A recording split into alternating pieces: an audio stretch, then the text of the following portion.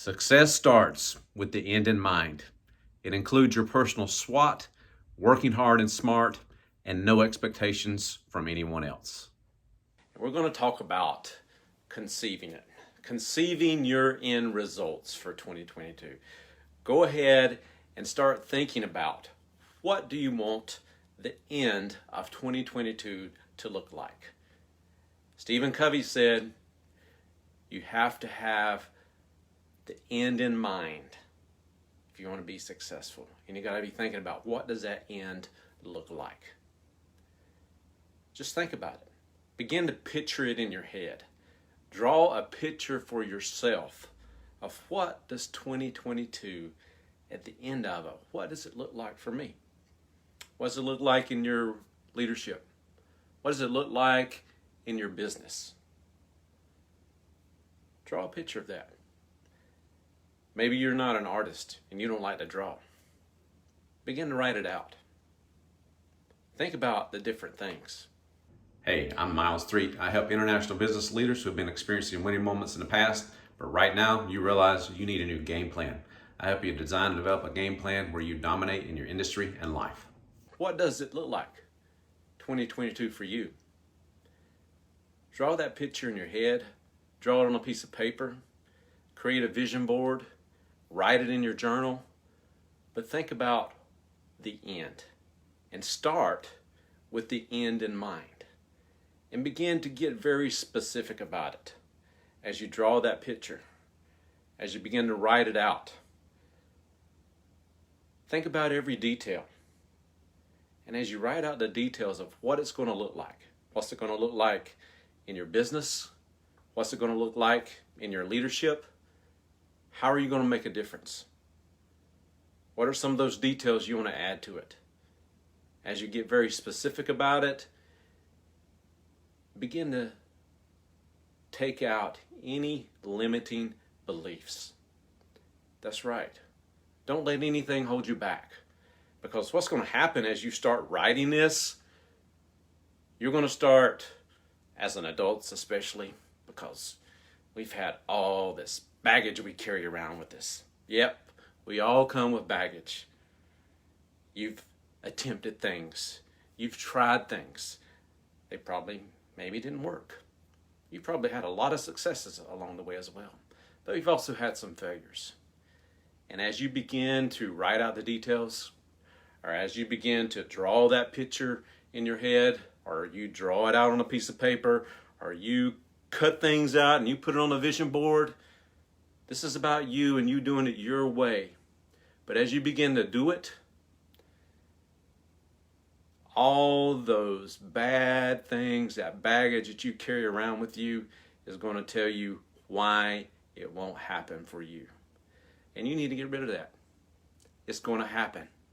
Don't worry about any of those limiting beliefs and put them away. But yeah, just forget about it. Go back to when you were a kid and begin to dream big dreams.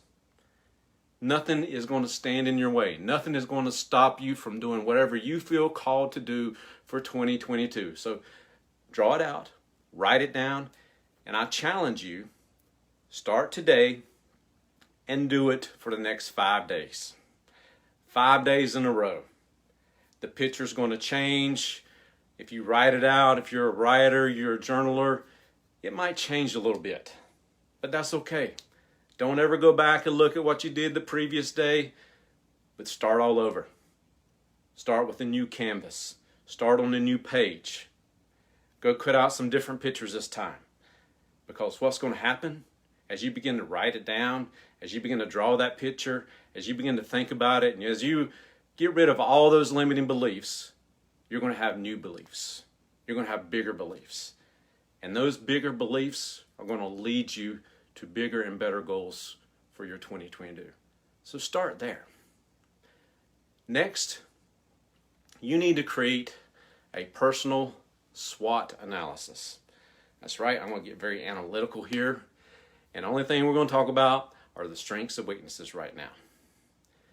Yes, I want you to be thinking about, as you draw that picture, as you write it in your journal, I want you to go back to it and I want you to start thinking about, What are the strengths that you already have that you know that are going to carry you through 2022? Those strengths, those skills, those abilities, those things that you've always done them well. People have told you you're good at them. You know you are good at them. You know you're gifted at them. You've studied for it, you've trained for it, you've been educated on it. Whatever it is, those strengths, start listing them down. What are they? How are they going to help you get there? Also, I want you to think about something. I want you to think about some of the hardships you've had in your life, difficulties you've faced. I don't care if maybe you've had a background that was had some kind of addiction in it, all right? Or maybe you've failed at a business before, or maybe you failed at some leadership you attempted before, but you learned some things from that. And there are gifts and abilities that you gain from that you're going to be able to carry with you as you start and attempt to follow these goals for 2022. So what are some of those strengths for yourself? What do you do better than others? There are tons of things that you probably do better than other people. Then what are some of your personal resources that other people don't have? Maybe you have friendships, relationships, networks that can help you. Maybe you have, I don't have my wallet in me, but maybe you got some extra money that you can use that resource somehow to help you accomplish that goal. And then what do you hear other people saying about you and your strengths? Listen, what are they saying? Maybe they're saying some things that you haven't thought about before. You haven't recognized for yourself, or you hadn't acknowledged for yourself right now. But what are they saying about your strengths? See, one of the things that I believe, and I teach a lot about leadership, is whatever your strengths are, you need to focus on those. You need to focus on getting better. So as you draw that picture in your head, or you write it down in your journal, and you start listing those strengths out and how that dream, those goals line up with your strengths, keep focusing on those things. You just want to get better. Your goal with those things is to be the absolute best. That you want to dominate in that area of your life. You're already good at it. Just get better at it. The best athletes, the best performers, the most successful people, they figured out what they are good at, and they keep getting better at it, and they focus on that. Good leaders know where their strengths are, and they focus on those strengths. Now, you're doing that personal SWOT analysis, right? We all have weaknesses. I've got tons of them. You've got some. And guess what? I want you to start listing some of them down. Yeah, they probably come to you quicker than your strengths do. Most people, they do, because we don't think so highly of ourselves. But whatever some of those weaknesses are, I want you to begin to list them for yourself. Now, there's something about those weaknesses. They are some of those weaknesses. It doesn't matter how long you work on them. You're only going to get to a certain level. And that is okay. Okay. It's okay to be okay at some things. All right? So think about that. Think about, where do you need to be at an acceptable level? So as you listing those weaknesses off, are you at an acceptable level at what you're trying to accomplish and get done right now? If you're at an acceptable level with that, don't worry about it anymore. No. Don't even think about it much. Just get to an acceptable level with it. There are some weaknesses that you have. It doesn't matter what you do, how hard you work on them. You're not even going to get to an acceptable level with them. We are human. Human. The best leaders, they find people to bring around them that have strengths that they do not. They know where they're very weak at, and they make sure they have people on their team to help them in those areas. Well, Miles, I don't have a team. Miles, I don't have the money to get a team. Miles, my organization isn't letting me get any more people on my team. Okay, so what? You're going to have to level up just a little bit. Yeah, you're going to have to figure out a way to deal with some of those weaknesses. And guess what? We all face things in our life at times that we have to work on that we might not really want to work on. We just want to avoid them. Believe you me, I can be the worst procrastinator out there. I hate dealing with finances, and I'm not good at it. But I have to work at it. If not, I'd be freaking broke, okay? I know that's my weakness. I know I have to work on it. I know I got to do it. I can't get around it. I wish I could. When I get better and make more money and get a little further along, believe you me, I'm going to pay somebody to do that. And guess what? If you're at that point and you can do that, go pay them, because you will benefit in the long run. But think about those weaknesses. What are the tasks that you're avoiding? What are some of the negative habits that are holding you back? We all have them as well. You know, maybe it's time management stuff. Let's just say, hey, you're not consistent about going to bed at the same time, waking up at the same time. Hey, that is an easy one to fix right there. You want to get better?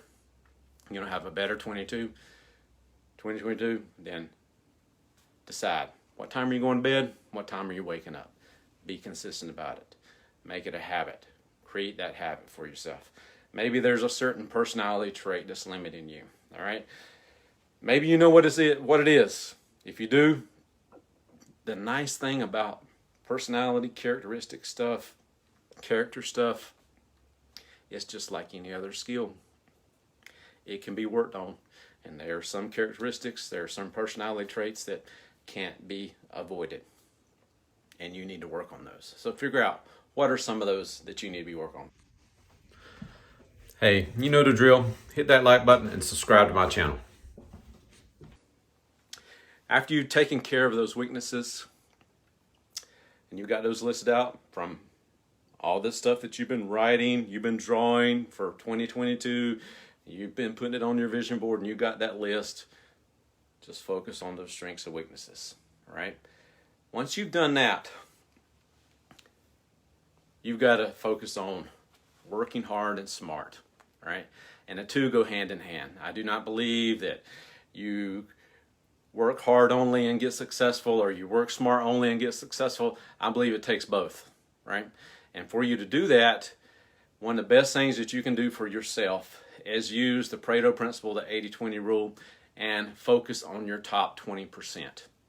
All right? If you are, especially if you're someone, you're a solopreneur, you're a one-person show, one-person team, whatever it is, you need to be thinking about creating that list for yourself of what is in that top 20%. What are the top 1 to 5 things that you know you need to be consistent about and make that your top 20%.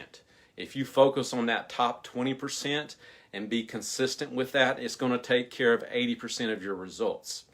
All right? And if you can work at that level, then you're going to be much more successful than most people. That's going to take focus. That's going to take you've got that dream, you've got that vision, you've got the goal, you've been writing it out. And the thing about it, if you do it for 5 days, it's going to get really clear. You can take and go back and look at those drawings, go look at that vision board, go look at the stuff you've been writing in your journal, and what do you see consistently across the board for those 5 days. There again, that can be the things that guide you and help you focus on what is that top 20% for yourself. And work on that top 20% every day. Make it your priority. These are the things you got to do. You got to get it done. And if you do that, you're going to be much more successful at what you do. After you've continued to do that, as far as working hard and working smart, you got to plan, you got to strategize. And one of the best things about this, even about thinking about the end, you need to consistently throughout the year go back and look at that. Okay? And then what that's going to help you do is like, all right, you spend these first 5 days drawing it out, writing it down. Well, then you come back to it in a couple of weeks. all right? Maybe it's not going to be a couple of weeks. Maybe you come back to it in another month. Every quarter, visit it. You're going to redefine it a little bit. You're going to have to step back and refocus on certain things. Maybe you're going to have to change some of that vision, some of those goals, right? Things happen throughout the year, through our life. And as you're working hard and working smart, the last thing you need to start doing is evaluating yourself, right? You need to grade yourself. As you begin working on these things, what kind of feedback are you seeing from your results, right? As you begin to do the stuff and try it and attempt it, what is the feedback you're getting? Where do you need to make adjustments, right? One of the things, and this is where I'm going to use a sports illustration. I like to play golf. I'm not that great, but one of the things I find about the golf swing is I look for certain feedback. All right, yeah, you get feedback right away when you look up and see where the ball went, okay? But the other day I was at the driving range before I went to go play around the golf with my son, and it wasn't working that great on the driving range, but that's okay. The driving range is there to get the bad stuff out, all right? That's the way I look at it. And as I was doing it, I was trying to straighten out my drives, and I could feel something in my backswing. The way I was taking the club away and the way the shaft was, I could feel it. And when I found that groove, I just made sure the next time I did my takeaway, I had that same feeling. I tried to create that same feeling several times consistently in a row. And when I did that, I consistently hit the ball better, straighter, further, all those kind of good things. And I was evaluating myself. Yes, I could, I know some things about the golf swing. I've been playing for quite a long time, and that's really helpful. And it can be, sometimes I might think too much about it, but I was making some measurements, right? Those measurements were distance, those measurements were direction, but there was also some muscle memory and some feedback happening in that swing that was giving me some cues. And I was taking that feedback and adjusting to it as I was practicing, and then I took it out there on the course and did the same thing. So do that for yourself. As you draw out this vision, as you write it down, as you plan for it, then begin to look at the feedback you're getting. What are some of the results you're seeing? What are you seeing from your leadership? What are you seeing from your team? What are you seeing from your business right now? Maybe you're attempting new stuff. What kind of feedback are you getting from? A lot of this, when you start something new, is you're just testing it. Yeah, you're taking the things that you know, you learn, stuff you hear from other people, and you test it, and then you get the feedback for yourself. It's very similar to continuous improvement, something I use a lot of, something I teach a lot about, and especially in manufacturing. And you make a plan, all right? You do it, you check it, and then you act on it, all right? So you create the plan. You go out there and do it, all right? You put those check marks in there and check and see, hey, are you getting the results you're looking for? If you're getting the results you're looking for, then guess what? You go act on it. If you're not getting the results, you go back and recreate the plan. Redesign the plan. Make some adjustments. Make some little tweaks here and there. Maybe you need to scrap the thing and start all over. Sometimes that's the way it happens.